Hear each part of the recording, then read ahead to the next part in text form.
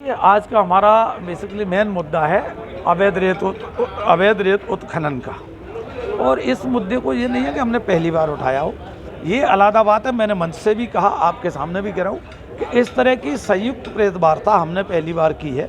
और उसकी ज़रूरत क्यों हुई, उसका कारण है। उसका कारण ये है कि रेत से जब अवैध डंपर या अवैध ट्रैक्टर ट्रॉली जब डबरा से निकलती हैं तो आती तो ग्वालियर ही है। डबरा में तो इतनी सेलिंग है नहीं कि ये सब बेच लें। तो ये सबसे बड़ी समस्या है कि अवैध उत्खनन के कारण जहाँ राजस्व का अरबों रुपए का नुकसान हो रहा है, वहीं जनता को सस्ते दामों पे रेत उपलब्ध हो, ये दूर दूर तक नज़र नहीं आता। जो ट्रॉली बिकना चाहिए ग्वालियर आकर 10,000 की, वो ट्रॉली बिक रही है 20,000 की। ये संभव नहीं। जो डंपर बिकना चाहिए 25,000 का, 20,000 का, वो डंपर बिक रहा है 50-55,000 का।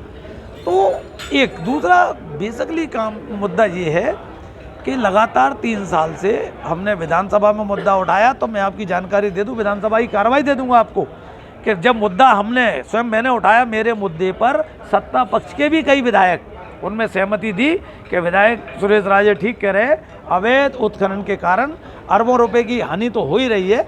और जो रोड बनते हैं वो 25 साल 30 साल में एक बार रोड बनता है, लेकिन अवैध उत्खनन करने वाले उस रोड को 10 दिन में, महीने भर में ख़त्म कर देते हैं। अब आप मुद्दा विधानसभा में उठाएंगे तो क्या विधानसभा चलनी नहीं, हमने विधानसभा लगाई है और सरकार जब तक इस पर कोई ठोस कार्रवाई करने का आश्वासन नहीं देती तब तक हम विधानसभा में अपनी बात पे अड़े रहेंगे। विधानसभा में तो ये जोर शोर से उठेगा ही, विधानसभा के बाहर भी।